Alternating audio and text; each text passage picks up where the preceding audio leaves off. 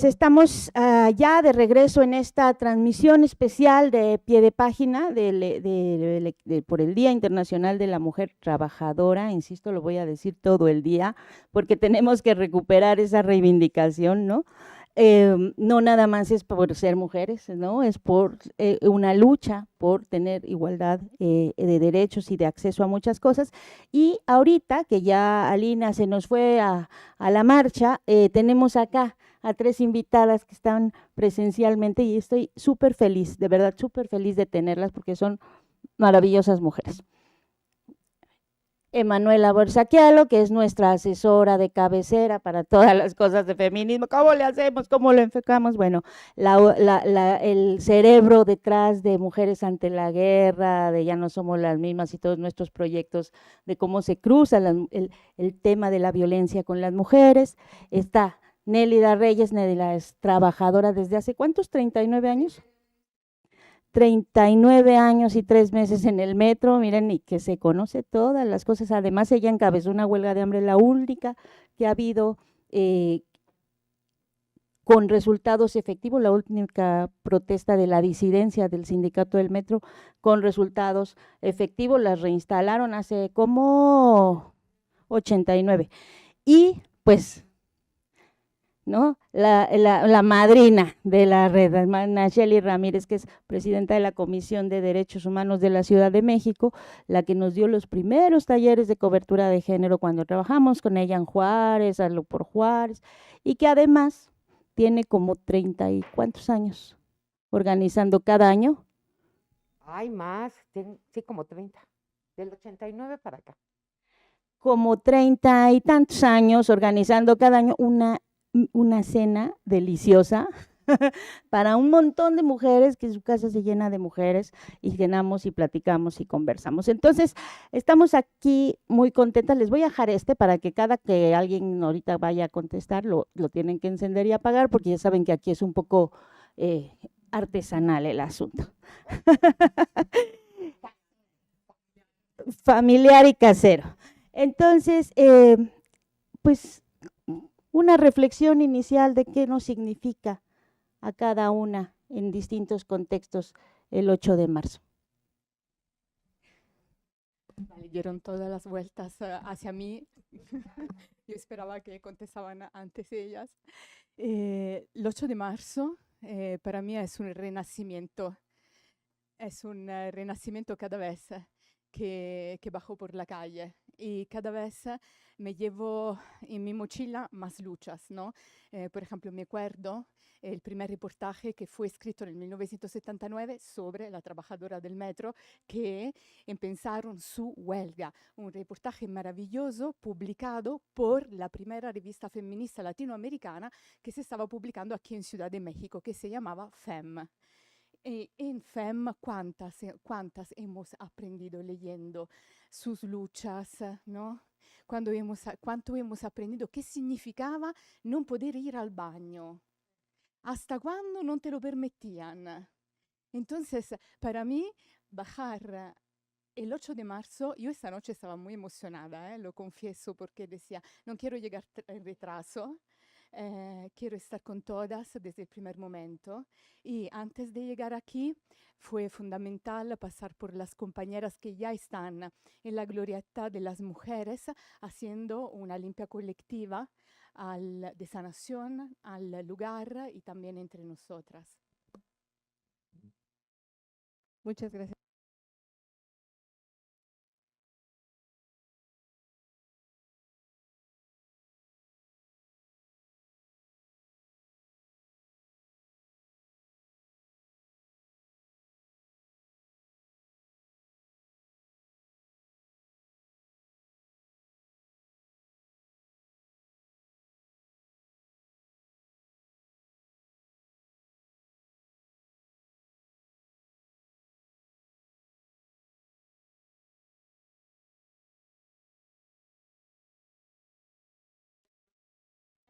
Artesanal, pero ya todo lo ¿Está encendido?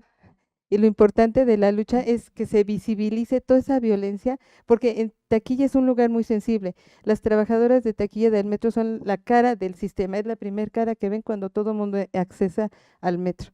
¿sí? Entonces ahí, en ese momento, en la compra del boleto, ahí puede descargarse toda la catarsis de toda esta crisis social que ha vivido la ciudad. Y hemos ido viendo cómo esta crisis ha avanzado. Me recuerdo cuando nos empezamos a saludar, ¿no? Y luego cómo ese saludo se fue perdiendo, y luego cómo se fue convirtiendo en violencia hasta convertirse en un espacio declarado de violencia, con con todos los contras hacia las trabajadoras de taquilla. Los usuarios se descargan y pasan tranquilamente y se van a su rumbo, ¿no? Entonces es para mí muy importante visibilizar a cuántos años del sistema y de nuestras luchas esto. Ahorita hablaré sobre la cuestión de ir al baño. Gracias. No, pues encantada de estar aquí, mi Dani querida. A ver, yo creo que lo que más me llama hoy, 2023, alrededor del 8 de marzo, es cómo finalmente estamos hablando de un día de resistencias. Creo que la palabra con la que yo lo calificaría es resistencia. Y mira, resistencias que van no naturalmente a lo que todas aquí podemos coincidir y con la que hemos trabajado desde donde estamos, con relación a las desigualdades, a las violencias, etcétera, sino hasta la mercadotecnia. Hace 10 años todavía éramos así como en la respuesta rápida de no es celebración, no es el Día de la Mujer para que me traigas flores, ¿no? Etcétera, etcétera. Y yo creo que hoy por hoy, ¿no? Esa resistencia, este día ha resistido a eso. Encuentras gran cantidad de mujeres que pueden no saber por qué estamos celebrando el 8, que pueden, es decir, que no pueden, digamos, no entender y tener mucha conciencia de lo que pasa y de lo que implica esto de vamos a tirar al patriarcado, pero que ven este día exactamente como el momento de reivindicación y visibilización. Y yo creo que eso es como uno de los grandes logros del día, ¿no?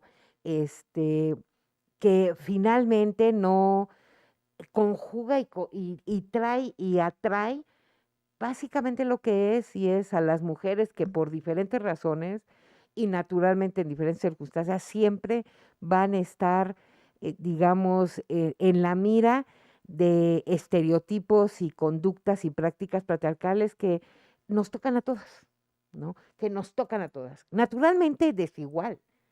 A las que tenemos privilegios nos tocan menos, a las que están en la precarización y la marginalidad les tocan más, pero a todas nos tocan. El patriarcado no respeta clases sociales, va sobres, ¿no? Entonces creo que para mí por eso el 8 está. Y fíjate que la marcha de la que nos vamos a ir aquí todas corriendo, ya vamos para allá, ya empezó desde las 11, ¿eh? A las 12 del día ya teníamos más de 1000 morritas ahí en el Monumento de la Revolución, arrancamos casi antes de las 2 de la tarde, ahí vamos. Y todavía las convocatorias terminan hasta las 4 de la tarde de arranque, entonces va para larga, pero ahí vamos para allá. Es la diversidad. Yo creo que lo que hay que ver en esta marcha, por lo que hemos visto de las convocatorias y lo que estamos llamando ahorita, es gran cantidad de mujeres y cómo se van sumando grupos, ¿no? Por ejemplo, ahorita está muy sonado el bloque de gordofobia, por ejemplo, ¿no? Como un elemento de discriminación específica, para todos toca, pero muy, muy feminizado por la lógica de cómo ven nuestros cuerpos y la lógica de cómo cómo te catalogas, te defines y te amarras a lo femenino, ¿no? Entonces creo que hay que vernos y hay que ver esto y hay que celebrarlo. Día de celebración, día de resistencia. Hay quienes piensan que quizá no hay mucho que celebrar o conmemorar si ha habido avances o no. Hay quienes piensan también, y había gente que expresaba incluso dudas, ¿no? De participar en un movimiento, o sea, porque de pronto parece que el movimiento se ha ido fragmentando y dicen, no, bueno, es que ya no sé si marchar con estos pleitos públicos que hay entre distintos grupos. ¿Por qué es importante mantenerlo? ¿Por qué es importante también que hagamos estos espacios para seguir discutiendo de todos estos múltiples temas que nos cruzan?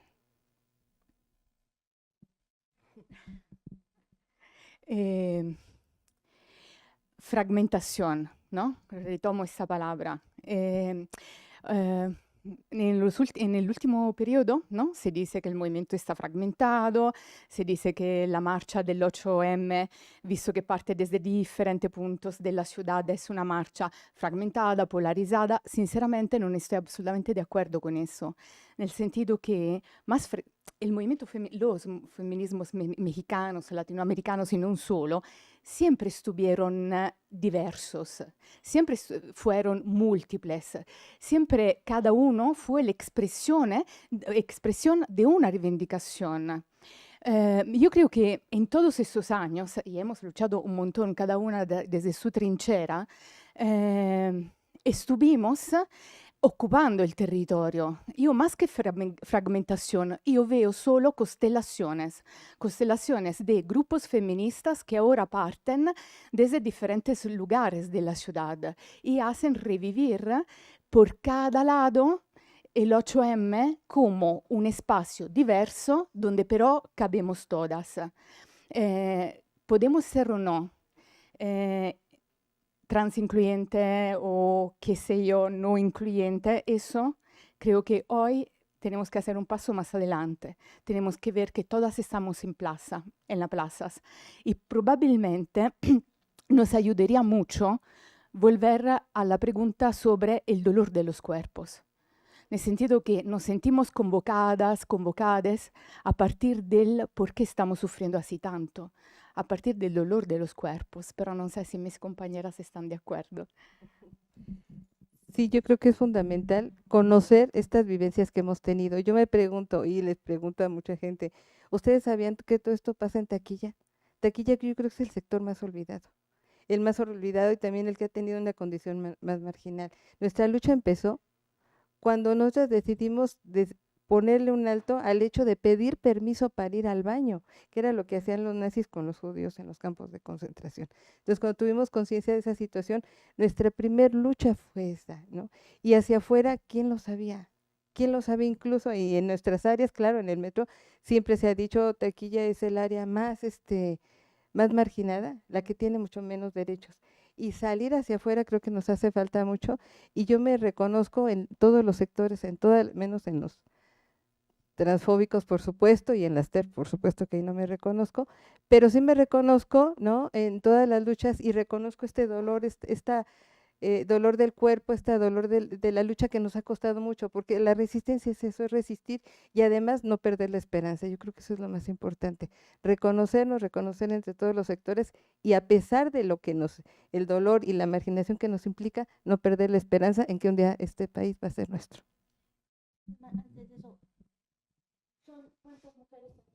Más de 2,000. Más de 2,500, la mayoría un 80% de trabajadores de taquilla son madres solteras, divorciadas, viudas, ¿no? Entonces, sí, y es uno de los sectores más grandes, o tal vez el más grande, en el sistema de transporte colectivo. Y también es la base de apoyo al sindicato oficial, ¿no? No es menor. Fíjate que yo estoy de acuerdo, a ver, yo creo que lo importante aquí es hablar de feminismos con S, ¿no? Y dentro de esa gama de feminismos, reconocer que hay cosas que los alejan, pero que sí hay cosas centrales que los unen, ¿no? Entonces, finalmente, si tú comparas hoy las discusiones del feminismo anticolonialista, ¿no?, del feminismo de white feminist, como dicen, ¿no?, del feminismo blanco, pues naturalmente vas a tener lógicas discursivas y de agenda y de comprensión muy diferentes. Pero entre ambos hay básicamente algo que sufrimos todas, y es siglos de la lógica de una construcción patriarcal que nos lleva a muchas de las cosas, incluyendo lo que mencionabas de la corporalidad, de estas visiones, que básicamente las construimos desde ahí, y ahí es donde convergemos. Y finalmente, vuelvo a hablar de las resistencias, y un poco hablando, digamos, de estas discusiones sobre todo del último par de años, en México y en algunos países como España, Inglaterra, en otros ni siquiera están en esta discusión, pero bueno, aquí sí la tenemos, ¿no?, el famoso borrado, ¿no?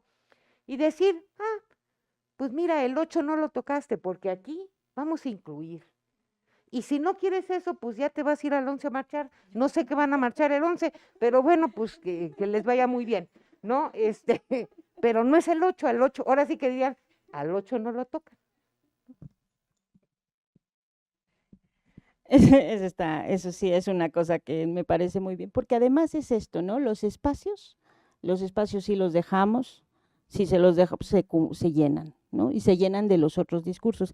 Y entonces ya, para cerrar, porque yo sé que todas se van a ir a la marcha, me van a dejar a mí aquí, y porque además, pues todavía nos queda la larga jornada de la tarde, ¿no? Que es como que va a estar intensa.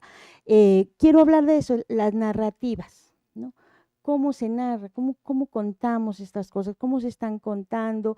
¿Cómo podemos empezar a construir o tratar de construir desde lo que hacemos en los medios de comunicación, desde ustedes, lo ven desde fuera, qué nos recomiendan que podamos hacer para construir estos puntos en común, para no cancelar personas, digo yo, sino discursos de odio o discursos que hacen daño, pero ir construyendo puentes en una sociedad fragmentada, violentada, que todavía tiene una brecha de desigualdad que se expresa en las taquilleras, pues se expresa, México es el quinto país más desigual del planeta, ¿no? Quinto, y eso pues se refleja en cada uno de los trabajos y de los cuerpos de las mujeres. Entonces, ¿qué nos recomiendan? A ver. Okay. Hay una narrativa que se construyó en taquilla, que es la narrativa del patriarca, ¿no? El sindicato oficial construyó una frase que es la familia metro.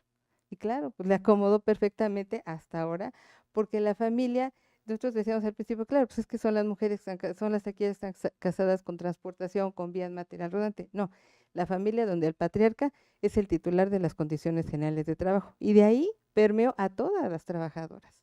Y de ahí se extendió un profundo control y hasta ahora de las trabajadoras de taquilla. Y hacia afuera creo que los mismos golpes que recibió la resistencia, o como ellos nos calificaron, la contra, porque nos calificaron, las mujeres que estábamos en desacuerdo, las trabajadoras de taquilla que estuvimos en desacuerdo con esa política tan patriarcal, ¿no? Fuimos calificadas como las contras. Entonces, quienes estábamos en contra, nos costaba mucho trabajo hacia afuera dar a conocer lo que estaba pasando.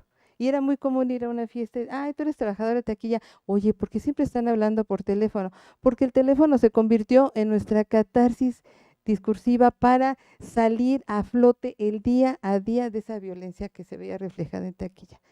Taquilla sí se conformó como un espacio de descarga emocional de todo el mundo, ¿no?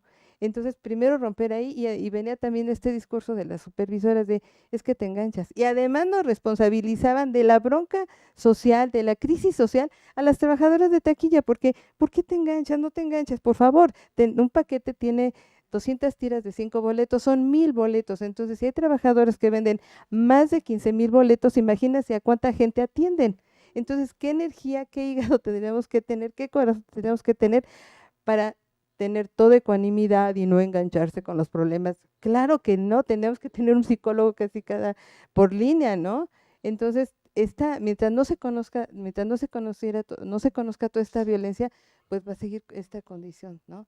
Y lo que ahora nos surge y nos da mucho gusto es hermanarnos, vernos, visibilizarnos con otras luchas, o visibilizarnos en medios como este, que agradezco mucho, que además es como un sueño, ¿no?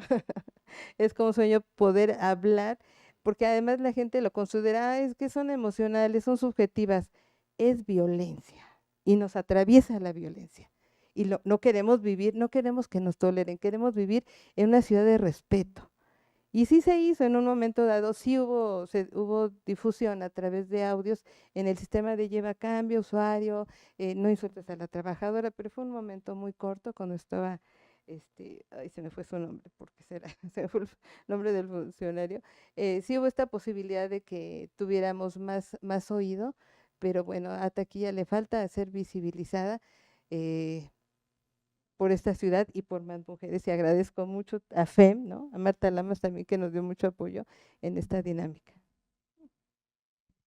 Ay, es maravilloso entrar en la redacción de un periódico y encontrar así tantos libros feministas, ¿no? Entonces está de todo y refleja la enorme diversidad de riqueza de los feminismos, que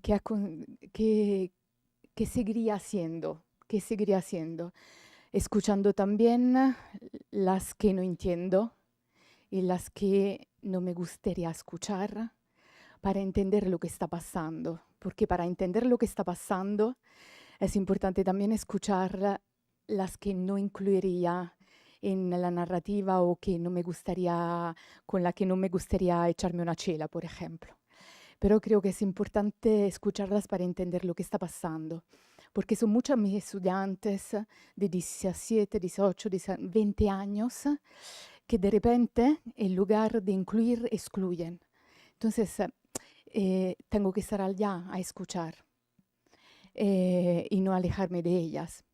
Y la segunda cosa que creo podemos hacer de forma colectiva es no interrumpir los hilos históricos de los feminismos, siempre hacer referencias a lo que vino antes, ¿no? Para reconstruir, porque las luchas no nacen desde ahora, siempre tenemos que agradecer y traer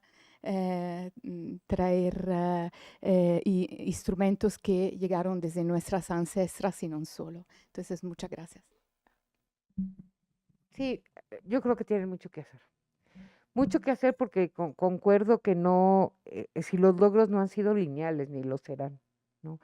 Y entonces es bien paradójico que tenemos feminismos muy jóvenes, que son además bastante radicales en la acción directa, los posicionamientos, y que repiten en su cotidianidad lo mismo que podría haber repetido mi abuela visionalizando el amor romántico y con el amor romántico la violencia, etcétera, etcétera, ¿no? Entonces creo que ahí no debemos de pensar que, al contrario, que desde mi punto de vista siempre va a haber una resistencia todavía actual a que el camino que tomamos hace 100 años fuertemente, apenas, en la historia de la humanidad, es el camino equivocado, ¿no? Entonces creo que, y lo vemos aquí sutilmente, pero lo vemos en otros países abiertamente, regresivamente, ante la negación de los derechos, pero básicos, de educación de las mujeres, de salud con su cuerpo, etcétera, ¿no? Cosas que dices, pero ahí están y siguen como reiterándose, como digo, una parte más sutil y otra no. Entonces creo que los medios tienen todavía un gran quehacer en términos de ganar la lucha de la visibilidad, de la narrativa, ¿no? De seguir haciéndolo así, pero además muy cuestionadoramente, pero también educativamente, y también pensar que esto no nada más es una lucha ideológica, es una lucha económica, que también de repente no lo vemos así. Y cuando hablo económico, hablo desde las lógicas laborales, de por qué conviene o no perpetuar desigualdades y mano de obra barata y terceras jornadas y no valorar el trabajo doméstico, etcétera, etcétera, etcétera, como tal, en aportación al civismo, pero también en las lógicas de la mercadotecnia, lo que sí vende el discurso, que sí vende de los medios, lo que sí te va a hacer comprar el periódico, aunque no tenga perspectiva de género, etcétera, etcétera, ¿no? Y consumir ese tipo de información. Entonces creo que, pues sí, va por los dos lados y a mí lo único que me queda es decir, siempre es por mis ancestras y por mi hija, pues hay que seguirle y hay que hacerlo y pues te ponen una, pues la rompes, es como expulsar piedras en el riñón, yo creo, ¿no? O sea, siempre se están creando, pues las vas expulsando. Pues las agradezco mucho a las tres. Así es un privilegio. Podríamos estar mucho tiempo acá, pero lo que queríamos es que sea que sea una conversación de muchas voces este día, ¿no? Porque que no nada más esté presente el tema del enfrentamiento de la policía con no sé qué, sino que nos escuchemos y que escuchemos a muchas mujeres, que todas tenemos cosas que decir, que aportar. Entonces les agradezco muchísimo, las dejo que se vayan a su marcha. ¿Quieres decir algo más, Nélida? Adelante. Tú hablaste en un principio de la huelga de hambre, entonces quisiera no dejar ese tema volando. Efectivamente, en 1989 existía como resistencia la Coordinadora de Trabajadores Democráticos del Metro, donde estaba taquilla, transportación, material rodante, siempre fueron como la cabeza de los movimientos. Y en ese tiempo las costureras del sindicato nos dieron muchísimo apoyo, y ya aprendimos el valor de la solidaridad y de los apoyos. Y la lucha ya estaba muy desgastada, y había la mención de que se iban a correr a todos los trabajadores. Y los compañeros de transportación decían, no, pues vamos a hacer una falta colectiva, y decíamos, no, es que la falta colectiva ya no va a ser algo que dé buenos frutos. Y entonces en una junta, justamente en las costureras, yo pensé en doña Rosario Ibarra de Piedra, y les dije, no, yo quiero proponer que la siguiente arma de lucha sea una huelga de hambre. Y los compañeros decían, ¿qué es una huelga de hambre? Pues no conoce la lucha de doña Rosario Ibarra de Piedra por los desaparecidos políticos. Bueno, pues está ahí la lucha. Y buscamos apoyos, buscamos el apoyo, nos dieron de baja, por supuesto, y esta mención de dar de baja a todo mundo era terrible, más que dar de baja a pocos trabajadores. Dar de baja un proyecto era lo más doloroso, y entonces nos apoyamos, los policías que habían estado en huelga de hambre, la gente también que estuvo en huelga de hambre, me parece que era de Hacienda que estuvo en ese tiempo, y la Coordinadora de Trabajadores Democráticos del Seguro. Decían, ¿cómo que van a hacer una huelga de hambre? Pues es que no tenemos otra forma. Entonces ellos nos asesoraron en hacer esta huelga, nos vitaminaron y nos dieron todos los pros y contras que debe tener una huelga, y la iniciamos el 4 de septiembre, cuando el metro cumplía 20 años. Se la inició Guadalupe Reyes Hernández, trabajadora de taquilla actualmente, y una servidora. Y nuestra lucha, cuando llegamos al Zócalo, llegó después Icarza, Cananea, los trabajadores de Cananea eran muy, muy importantes, los mineros muy importante, llegó también la gente de 28 de octubre, los comerciantes, llegó el Poli, y bueno, fuimos el único campamento que nos levantamos con todas las demandas satisfechas en taquilla. En el momento, y también dos trabajadores, un trabajador que fue el primer regulador del metro, que por hacer declaraciones sobre el sistema, sobre el tren, estaba preso, él también pudo salir junto con otro compañero. Entonces, pues, gracias a todas las áreas y a toda la sociedad. En este momento, Nino Canún, me acuerdo que dijo en su televisión, en su noticiero, dijo, cuando el metro está cumpliendo 20 años de servicio, hay dos trabajadoras. Mientras el Teatro de la Ciudad está de manteles largos festejando los 20 años de servicio, hay dos trabajadoras en huelga de hambre. Entonces triunfamos, y bueno, la lucha sigue porque no ha parado. Gracias. Pues sí, es el tipo de cosas que hay que recuperar, recordar y no borrar de la memoria, ¿verdad? De la memoria colectiva, para que sepamos cómo es que llegamos a cómo estamos hoy. Les agradezco muchísimo. Nosotros vamos a hacer una mínima pausa para reacomodar, y vamos a regresar ya con enlaces y con las siguientes entrevistas. Muchas gracias a todas. Muchos besos. Y pues a gritar mucho y a sacar mucha energía ahorita.